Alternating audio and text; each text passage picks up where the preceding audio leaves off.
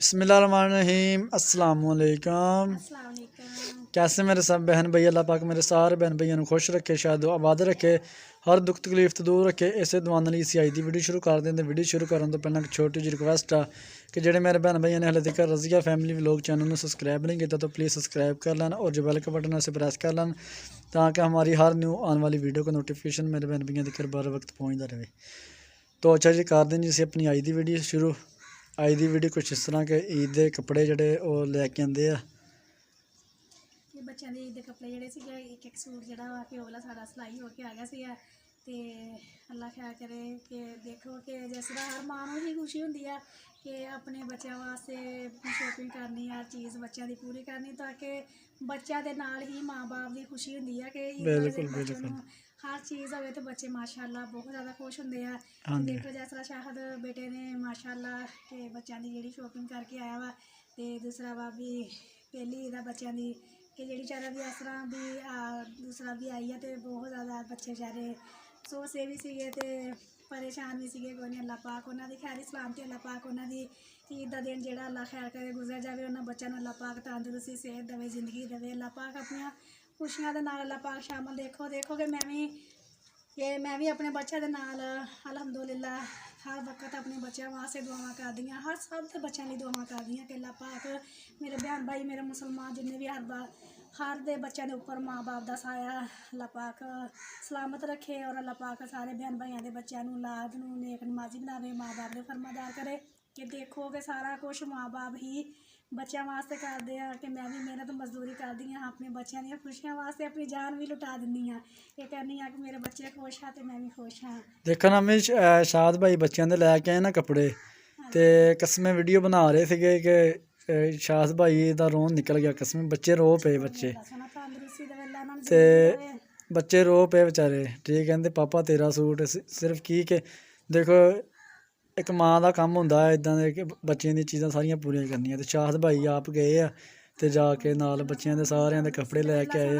जेड़ा ईद दा दिन आया वा अल्लाह पाक उन्हां दा सही सलामत अल्लाह पाक दे फजल दे नाल अल्लाह पाक दूसरा भी दिन गुजर जावे। असीं उन्हां वास्ते दुआ ही कर सकदे, असीं कुछ नहीं कर सकदे। पर अल्लाह पाक शाद भाई दे बच्चों नूं सेहत देवे, तंदुरुस्ती देवे। बच्चों नूं दे सकदे आ और इंशाअल्लाह ताला जरूर देवांगे। हौसला साई बच्चों नूं देवांगे इंशाअल्लाह ताला। ते देखो कि मैं बीमार होवां शमार होवां जो भी आ मैं अपने बच्चों वास्ते अल्हम्दुलिल्लाह अल्लाह पाक दे अगे दुआ करदी कि अल्लाह सोहना मेरे बच्चों नूं हर चीज़ पूरी होवे। एक बच्चा वास्ते बहुत ज़्यादा दुआवां करदे ते अमी जाईदा ना शाद भाई घर तो जो बच्चों वेखी दा ना अल्लाह की कसमें बस बड़ा दुख होंदा बच्चों वेख के कि छोटे छोटे बच्चे आ बेचारे निक्के निक्के हले। ठीक है तो उन्होंने बेचारियां की पढ़न की उम्र है। ठीक है घर की जिम्मेदारी बच्चों से पै गई है। ठीक है अल्लाह पाक शाद भाई दे बच्चों नूं सेहत देवे, तंदुरुस्ती देवे। आमीन आमीन। जी असी बच्चों की शॉपिंग की कि ताकि बच्चों दियाँ कपड़े जोड़े से कोले साढ़े सिलाई होके आ गए थे। अल्लाह अपनी बहन भाइयों के नाल इंशाअल्लाह ताला अच्छे करते हैं। वाला सूट माशाल्लाह डिजाइन दा देखो जी ईद वाले दिन का बच्चों का ही होंदा वा कि बच्चे खुश होन ते माँ बाप दे भी चेहरे के उत्ते खुशी होंदी है। बिल्कुल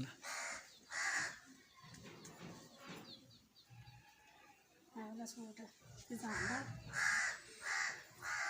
दा इमरान दा लियांदे सी चौके कपड़े ते ना दर्जी दे कोल ना तो बटन रह गए थे तो ना फिर छापर च कमीज जी सी उनकी उत्थे रह गई है तो फिर शाम अल्लाह ख्याल करे चुक के लैके आवांगे।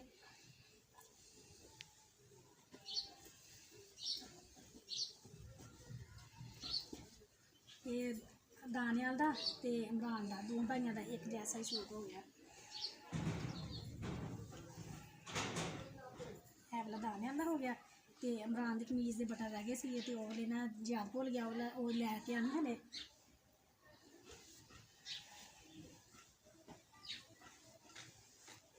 और जी आ सूट मेरा हो गया।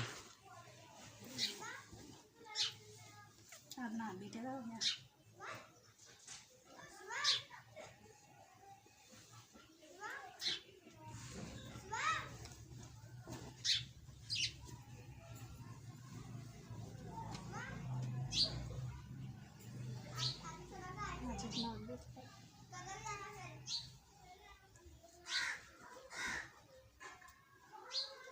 ਸਾਰਾ ਸਮਾਨ ਦਾ।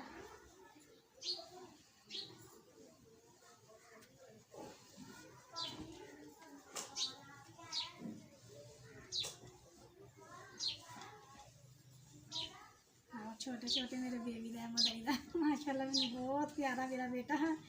अल्लाह पाक सब दे बेटे अल्लाह पाक जिंदगी देवे, सेहत देवे और तंदुरुस्ती देवे। तो मेरे भैन भाइयों के बच्चों अल्लाह पाक नेक नवाजी बनावे, माँ बाप के फरमाबरदार करे। अच्छा जी छोटे छोटे अहमद अली का इन्होंने चो एक सू अच्छा जी एवरेज बट्टा मेरी मां फातिमा का।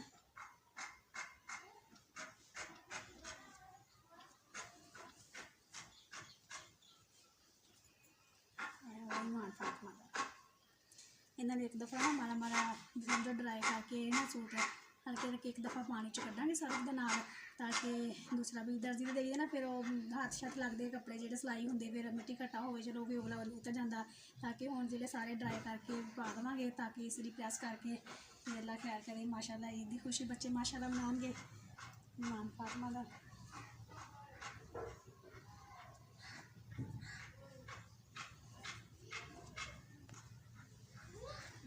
सूट हो गया मेरा।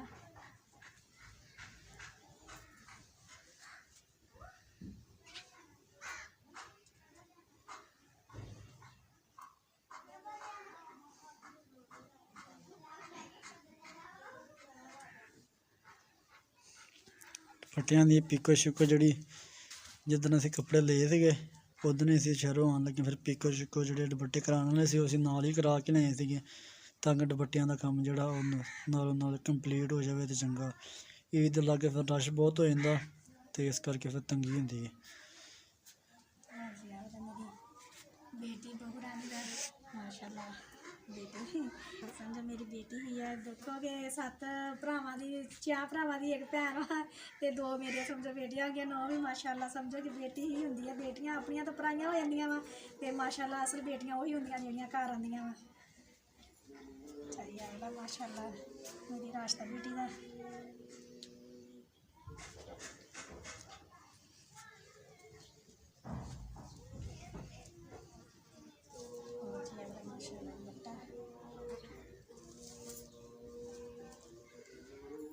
जाके मारे मारे हल्के हल्के ड्राई करके तो फिर प्रैस जेह्ड़े है कि ओह्ले करके रख लांगे, ताकि फिकर खत्म हो जाऊगा। तो ईद का दिन होवांगे माशाल्लाह बच्चों ने खुशी खुशी माशाल्लाह नहलावांगे, कपड़े पहनावांगे माशाल्लाह। ईद दियां खुशियां माशाल्लाह बच्चे मनाएंगे माशाल्लाह। बहुत अपने भैनों भरावां वास्ते दुआवां, ताकि सब बच्चों का माशाल्लाह माशाल्लाह अलहमदुलिल्लाह सब का सूट माशाल्लाह एक एक सूट सब का सिलाई हो गया। अल्लाह पाक का लख लख शुक्र है। तो बाकी जी ऐसे साड़ी आई थी वीडियो। अगर साढ़े बहन भाइयों ने वीडियो अच्छी लगे लाइक करियो, शेयर करियो और कमेंट में सानू ज़रूर दस्सियो कि साड़ी वीडियो कैसी लगी। मिलांगे एक नैक्सट वीडियो के नाल, तब तक के लिए दीजिए इजाज़त। अपना ख्याल रखना, दुआ में याद रखना। अल्लाह सुनने के हवाले। अल्लाह हाफिज़।